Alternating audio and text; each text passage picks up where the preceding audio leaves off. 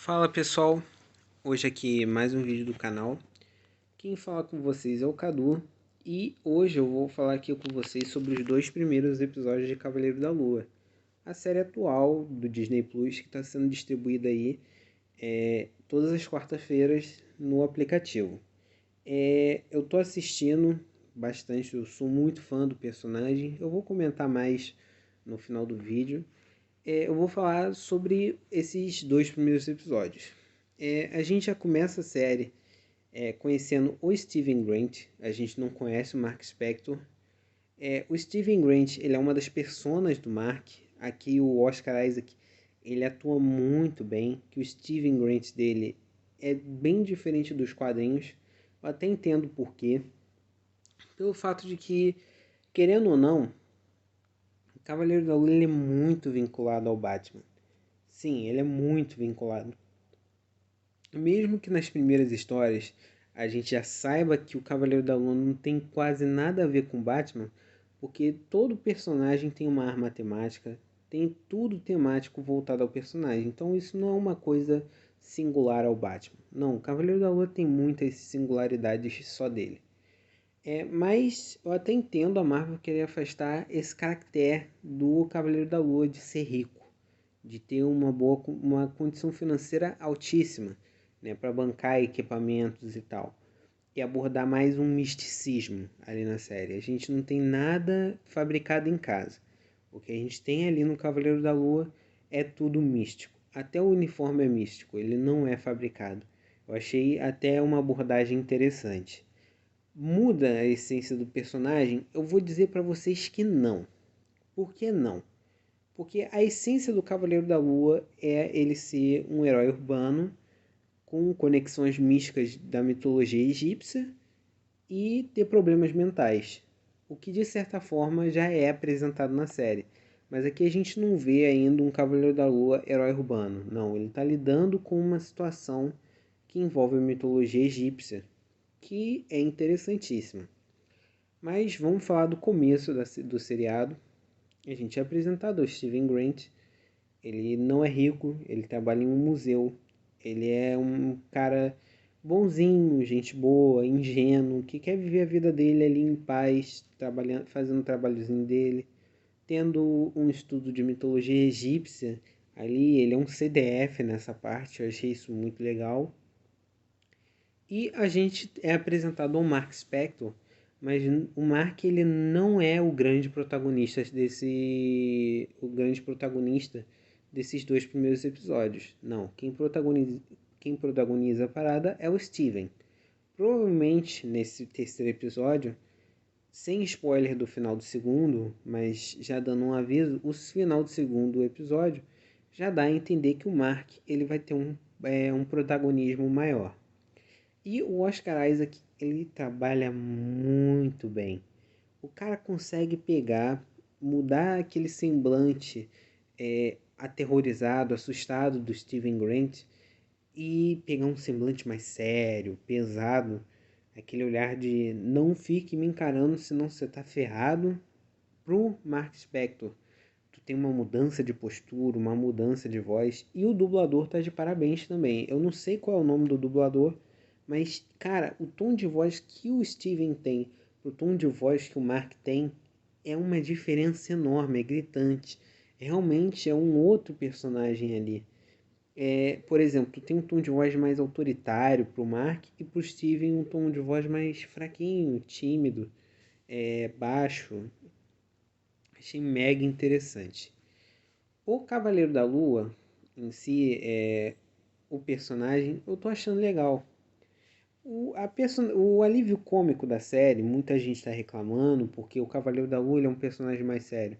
Mas, gente, até nas histórias do Cavaleiro da Lua tem alívios cômicos. Mas nunca foi apresentado nos quadrinhos do Cavaleiro da Lua um Steven Grant às cegas, como é o da série.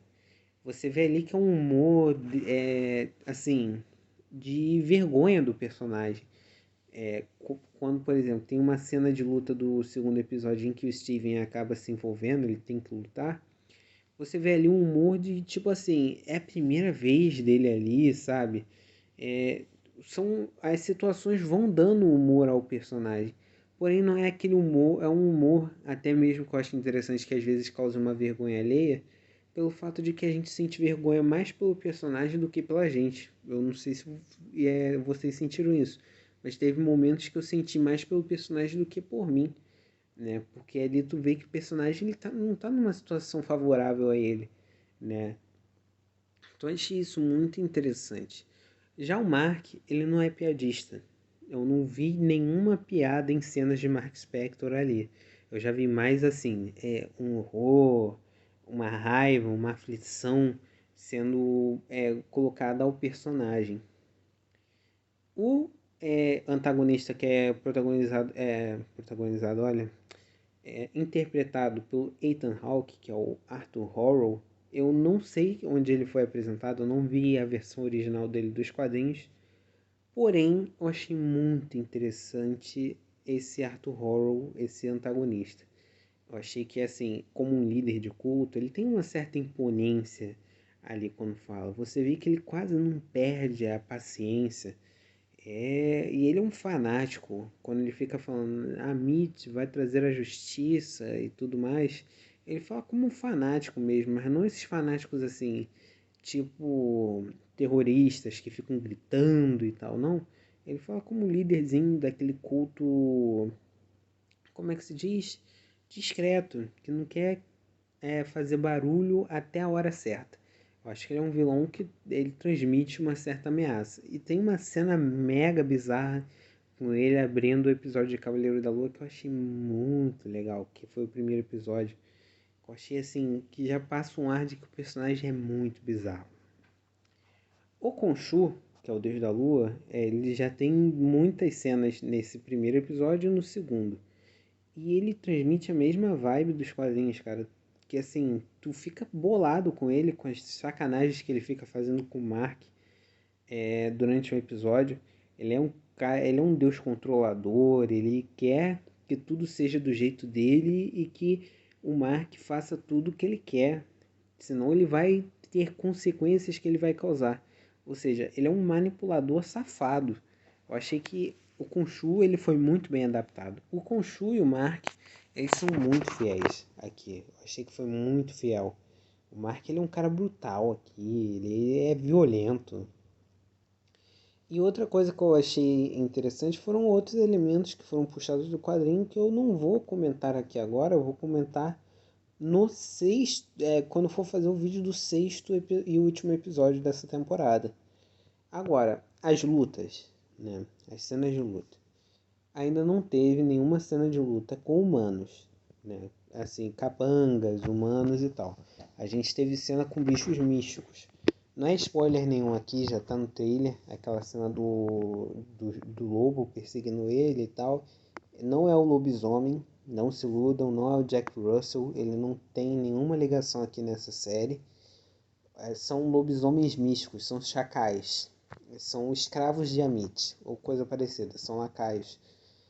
As cenas elas são bem brutais, eu vou dizer para vocês, mas eu acho que assim, esses chacais por enquanto, eles estão sendo utilizados como uma forma de amenizar a violência. Mas que você tem uma dosagem maior de violência aqui, você tem. Você não tem assim, braço sendo tirado fora, não. Por exemplo, tu tem cena aqui de gente caída do chão com a cabeça com uma poça de sangue aqui, que até buraco de bala às vezes no universo cinematográfico não aparecia. Aqui já tá aparecendo cabeças assim, um braço torto, por exemplo, de um personagem caído do chão. Tu tem sim planos de fundo com sangue. Por exemplo, tu tem uma cena onde as mãos do Mark estão sujas de sangue no seriado. Não é nenhum spoiler porque eu não sei nem de quem é o sangue. Só estou falando da cena em específico. E quando você chegar, você vai ter até uma surpresa, de certa forma. Tu tem sim o nível de sangue. Porém, em lutas, por enquanto, o que você tem mais é dor. Dá pra você sentir ali a porrada que o personagem está dando. É o efeito sonoro, aquele baque do soco e tal. As cenas com CGI não é o melhor CGI do mundo, eu vou admitir, porém não é o pior. Pelo contrário, ele está ótimo, na minha opinião. Eu acho que pro Cavaleiro da Lua você não precisa fazer algo estilo Guardiões da Galáxia, em um CGI foda, não. Mas, cara, a trama tem que ser envolvente. O que mais atrai no Cavaleiro da Lua para as pessoas é a trama. Eu acho que os fãs eles estão perdendo um pouco o prumo nessas críticas de CGI. Eu acho que o CGI, gente, é a coisa que menos importa, na minha opinião. Porque a proposta da série nunca foi ser um mega blockbuster. Não. Se fosse assim, uma série da Coração de Ferro, do Loki, da Wanda, até mesmo a Guerra das Armaduras com CGI ruim, aí sim eu abriria esse leque de crítica. Mas pelos trailers, por exemplo, tu não vai ter uma baita cena com CGI mega explosivo. Talvez tenha, assim, por causa que deuses egípcios, né? Mas o Khonshu, ele tá muito bem feito, ele tá bem realista. Eu acho que o CGI do Khonshu tá ótimo. Até mesmo do traje. Eu não vejo uma coisa ruim no traje.